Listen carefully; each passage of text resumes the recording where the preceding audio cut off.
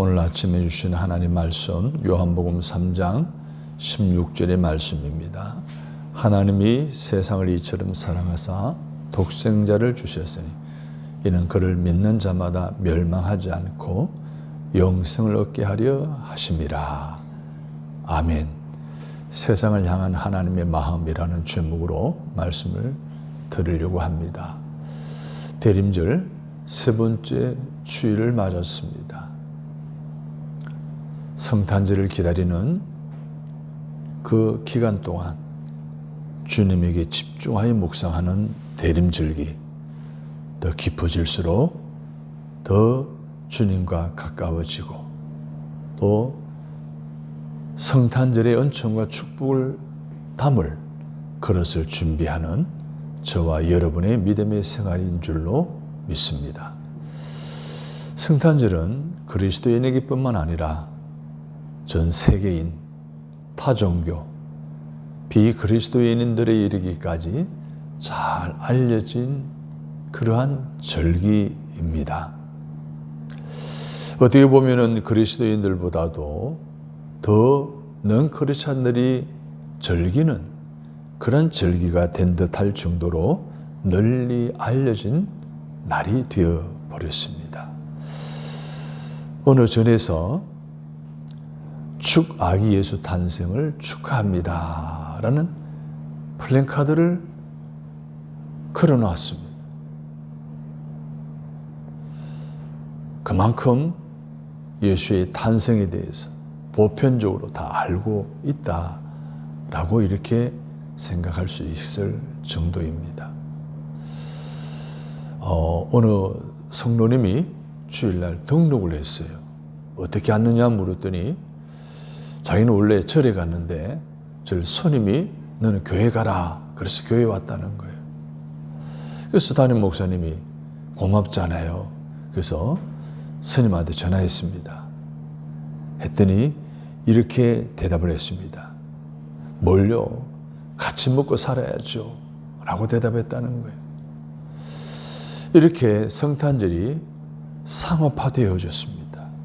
종교계에서뿐만 아니라 일반 사회생활 속에서도 오히려 장사하는 사람, 술집 하는 사람, 흥청망청 즐기는 사람들이 더 좋아하는 그러한 날이 되어버리고 말았습니다.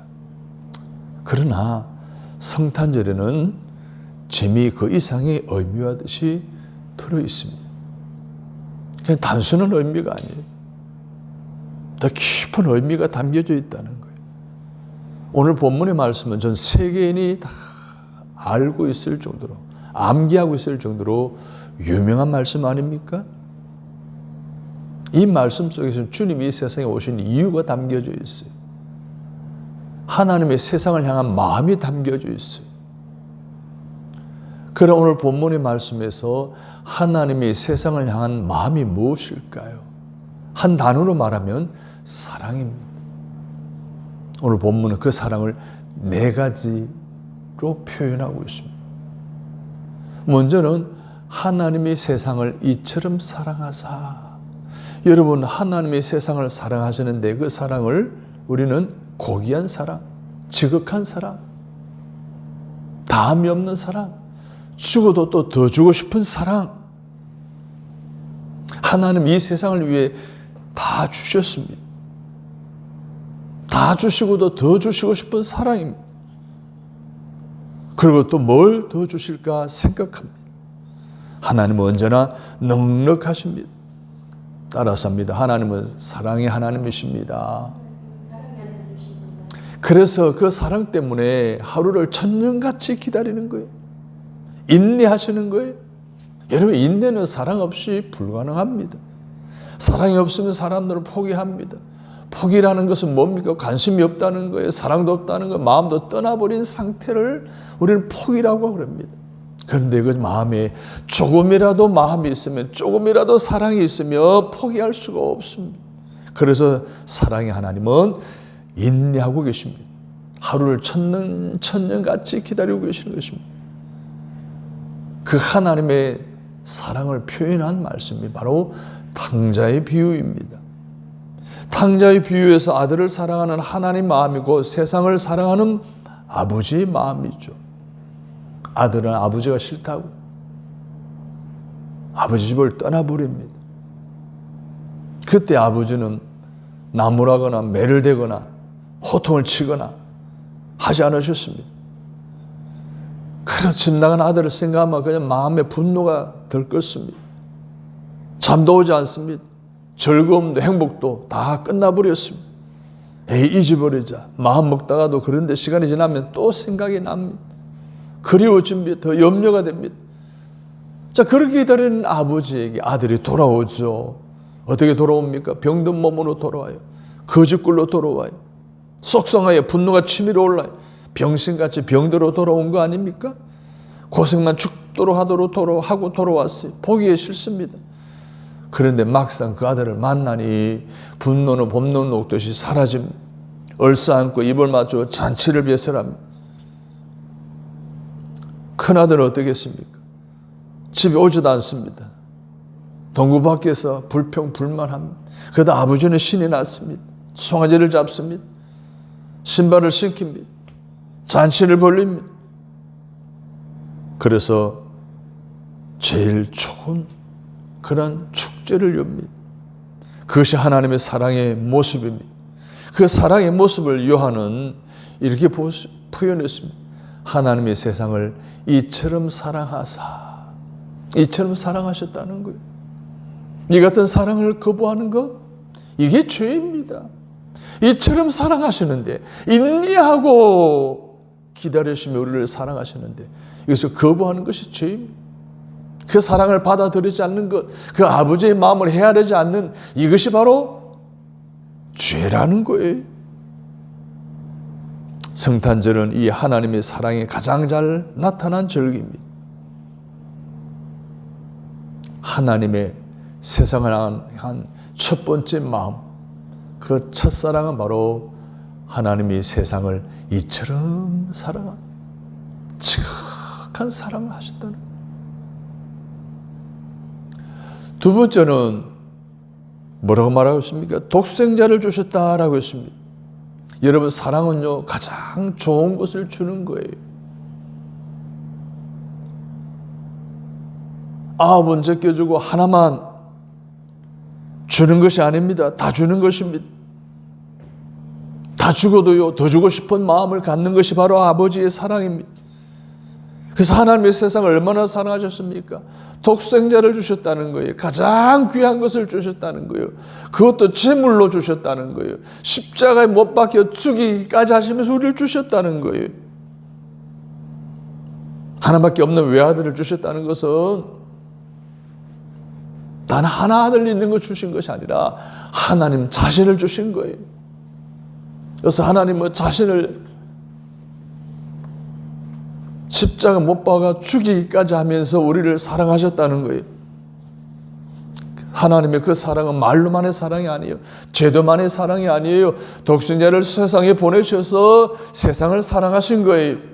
아낌없는 최고의 보물을 아낌없이 주시면서 세상을 사랑하신 이것이 바로 성탄에 담겨진 의미예요. 우리 사랑과 비교해 보세요. 비교할 수준이 안 되죠. 우리 이 사랑은 저급한 사랑이죠.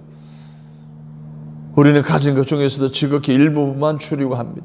주는데도 그냥 마땅히 안 드리고요, 여러 번 망설이다가 채우고 주저합니다. 일부만 주고서도 오래 기억합니다. 막 가슴에 새깁니다. 내 이런 걸 드렸는데 하나님 내 기도 왜 안 들어주셨냐라고 이야기를 합니다. 받은 사람은 곧 잊어버리죠. 그래서 문제가 생기는 거 아닙니까? 주는 사람은 기억합니다. 받는 사람은 곧 잊어버립니다. 그러니까 주는 사람과 받는 사람이 이게 안 맞는 거예요. 그래서 받은 사람이 잊어버리고 인사를 안 하면 배은망덕하느니 뭐 은혜를 모르느니 라고 소원해합니다. 부모 자식 간에도 그렇잖아요. 내가 어떻게 키웠는데 이러냐고 소원해하는 부모 있잖아요. 불효자라니 하는 부모들이 있잖아요. 부모가 그런 말을 하면 안 되잖아요. 어느 부모들 다 자식들 그렇게 키우잖아요. 그런 사랑도 본인도 받아왔잖아요. 당연히 마땅히 그렇게 키워야 되는 거예요. 그런데 기대에 못 미치면 배은망당하다니 수원이 하는 것이 오늘 우리의 사랑에 대한 수준이 저급해서 그러는 거예요. 근데 하나님은 어떻게 하셨다고요? 독생자까지 다 주셨다라고 말하고 있습니다. 그 독생자를 제물로 주신 거예요. 십자가의 제물로 죽이셨습니다. 그러기에 하나님의 사랑은 최고의 사랑이라고 말하는 것입니다. 그래서 요한은 이 사랑을 표현하기를 하나님이 세상을 사랑하사 이처럼 사랑하사 독생자를 주셨다 이렇게 표현하고 있는 거예요. 독생자를 주시기까지, 아니 제물로 죽이시기까지 사랑하셨다라고 표현하신 이 얼마나 놀라운 은혜이고 사랑입니까? 이것이 오늘 우리를 향한 하나님의 마음, 두 번째 사랑입니다. 독생자를 주셨다는 거예요.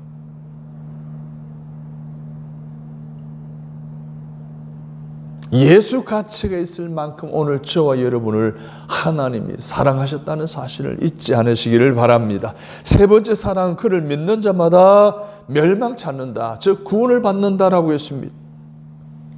구원이 뭡니까? 10에서 1을 뺀 것이 구원입니까? 아니죠. 어떤 사람이 새로 등록했는데 인도한 사람이 계속 예수를 믿으면 구원받는다, 구원받는다. 계속 그러니까 이 사람이 궁금했어요. 그 물었어요. 이양 주시려면 1은 더 보태서 10원을 주지 왜 구원을 자꾸 준다 그러느냐? 라고 했더니 인도한 사람의 대답이 더 가관이에요. 그것은 하나님의 11조를 먼저 떼고 그래서 구원을 주신다라고 표현했다는 거예요.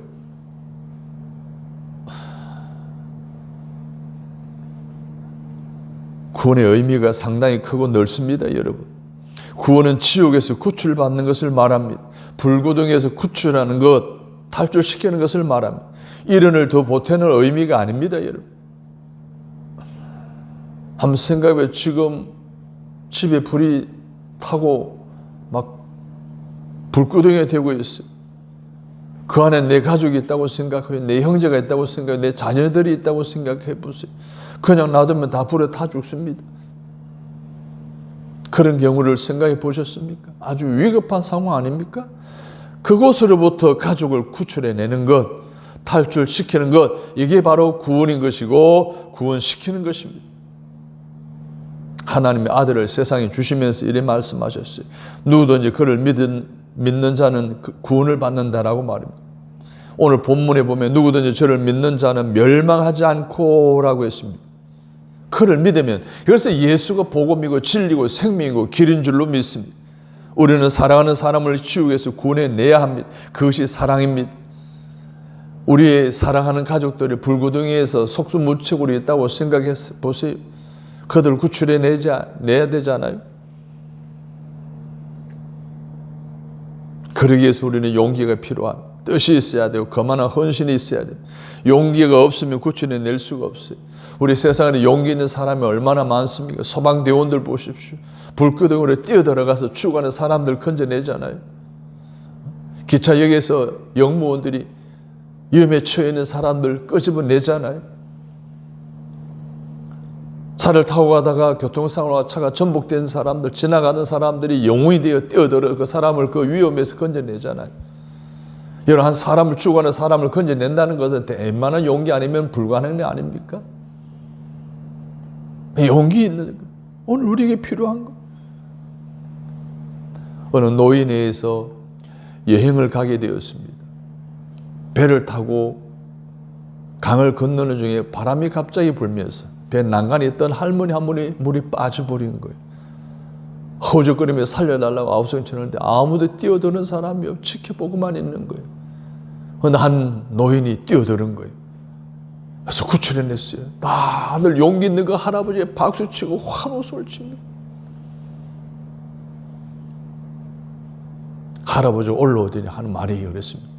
누가 나를 떠밀었냐고 야단친 거예요. 누가 떠밀었건 내 스스로 뛰어들어갔건 사람을 건지면 그만 아닙니까?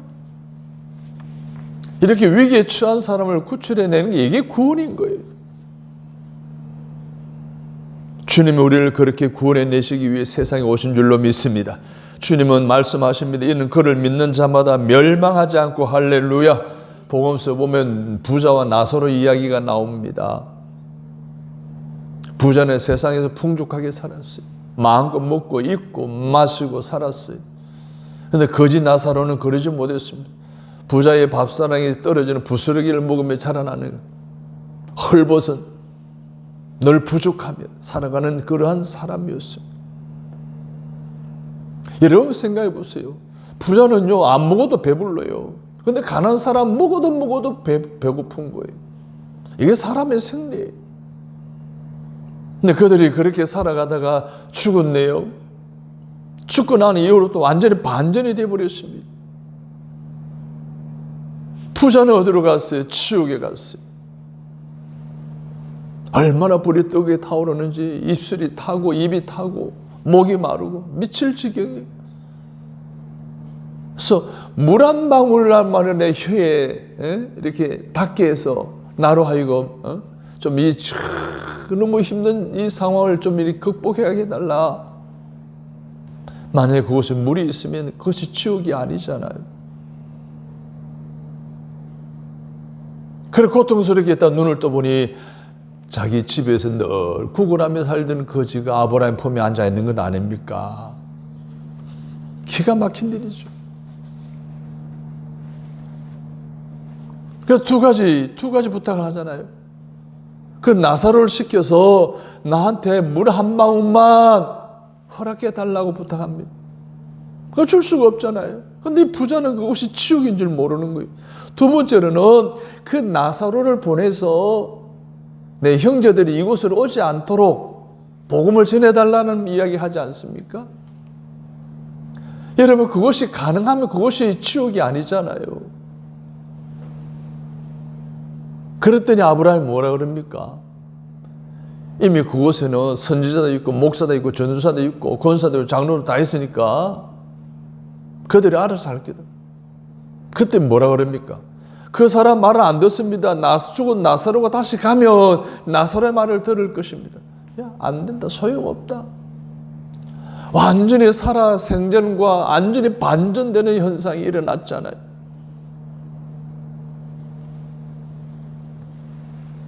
그래서 성경은 그곳 지옥의 장면을 그대로 표현하게 보여주는 거예요. 이것은 여러분 개념의 세계가 아니에요. 실제 상황이에요. 실제 지옥이 그렇다는 거예요. 우리 사랑하는 가족과 형제와 자녀와 이웃들이 그 지옥과 가까워지고 있습니다. 그 지옥으로부터 우리는 구출해야 하고 구원해내야 합니다. 그것이 사랑입니다. 그러기 위해서 예수님이 이 세상에 오신 것을 믿으시기 바랍니다. 누구든지 나를 믿는 자는 구원을 얻으리라 강조하셨어요. 누구든지 내게로 오기만 받아주시겠다는 거예요. 그것이 주님이 이 세상에 오신 목적이라는 거예요. 나를 받아들이면, 나를 믿으면 멸망하지 않겠다는, 구원을 허락해 주시겠다는 거예요. 이 세 번째 하나님의 사랑은 그를 믿는 자마다 멸망치 않고 영생을 얻게 하려 하심이라 라고 하는 사랑입니다. 이 사랑 때문에 저와 여러분도 구원받은 백성으로 하나님의 자녀로 살아가고 있습니다. 이 엄청난 사랑이 이 성탄절에 담겨져 있는 거예요. 세상을 향한 주님의 사랑의 마음이 이 정도 되는 겁니다. 마지막 사랑이 뭡니까? 영생을 주신다는 거예요. 영생을 얻게 하려 하심이라고 했습니다. 여러분, 천국이 다가 아닙니다. 여러분, 천국 가면 끝납니까? 아닙니다. 영생을 얻어야죠. 세상에 오신 예수 그리스도를 믿는 사람들은 구원뿐만 아니라 영생을 주신다라고 말씀했습니다. 그러니까 주 안에서 주님과 동행하는 삶을 살아간 사람은 영생이 주어진다고 그런 거예요. 오늘 그리스도 안에 거하여 살아가는 사람들에게 주어지는 선물은 바로 영생입니다. 우리 그리스도인들이 살아생전에 영생에 대해서 얼마나 이야기를 많이 합니까? 오늘 이 말씀을 근거로 해서 그러죠. 멸망치 않고 영생을 얻게 하려 하심이라. 천국 가는 것만 끝이 아니에요. 우리 영생에 대한 보장이 있어요. 영생 그리스도 안에서 최선을 다하는 사람들이 누리는 은혜이고 축복이고 열매입니다. 인간의 최고 기대와 바람이 오래 사는 거 아니에요? 우리가 왜 천국 가려고 그래요? 이 세상 삶이 끝이 아닌 걸 믿기 때문에 천국 가려고 그러잖아요. 천국 가서도 우리는 영원히 살 것에 대한 확신을 가져야 되잖아요. 사람들이 죽음 앞에 왜 두려워합니까? 더 살고 싶어 그러는 거예요. 불치병 걸리면 왜 힘들어합니까? 더 오래 살고 싶어 그러는 거예요. 그런데 장수보다 더 큰 복이 천국이고 천국보다 더한 것이 바로 영생인 줄로 믿습니다. 주님은 나를 믿는 자는 영생을 얻게 될 것이라고 약속해 주셨습니다. 이것이 하나님 우리에게 주신 네 번째 사랑이에요. 그리스도인들에게 주어진 최고의 은혜는 영생이고 영원입니다. 영생은 하나님의 은혜로 영원히 누리는 삶을 말합니다. 그 영혼의 세계에는 말 그대로 영원한 세계입니다. 그것은 갈등이나 슬픔이나 눈물이나 죽음이 없는 하나님의 영원한 세계를 말하는 거예요. 그 영혼의 세계에 주님이 계시기 때문에 그것이 바로 천국이고 거기가 바로 영혼의 세계인 줄로 믿습니다. 성탄절은 세상과 죄인을 향한 이런 네 가지 사랑의 의미가 부여된 날입니다. 이런 복이 주어진 날이 바로 성탄절입니다.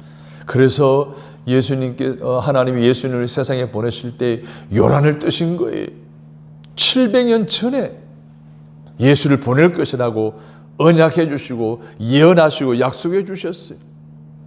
그를 믿는 자는 구원을 얻고 구출을 받으며 영생을 얻는다라고 장담까지 하셨습니다. 그 말은 무슨 말입니까? 그를 믿지 않는 자들은 멸망받을 것이라는 것 아닙니까? 그 멸망은 넓은 바다에 빠져서 허우적거리는 것이고 불구덩이에 갇혀서 고난받는 것을 말하고 회복 불능의 세계에 갇혀있는 것이라는 말씀인 것입니다. 그 갇혀있는 시간이 얼마라고요? 영원이라는 거예요. 지옥도 영혼의 세계입니다. 멸망의 세계도 영혼의 세계입니다. 하나님의 사랑은 누구든 그곳에 가는 것을 원하지 않습니다. 그래서 하나님이 세상에 누굴 보내셨어요? 예수 그리스도를 보내신 거예요. 누구든지 그를 믿기만 하면 구원과 영생을 누리게 될 것이라고 약속해 주신 거예요. 성탄절엔 이런 뜻이 들어있는 하나님의 세상을 사랑하신 절정의 날인 것을 기억하시고 이 절정의 날을 기다리며 이 네 가지 하나님의 사랑을 다시 한번 점검하고 오늘도 믿음 안에 구원의 확신 속에 영원한 생명에 대한 소망 가운데 나아가시기를 주의 이름으로 축원합니다. 하나님,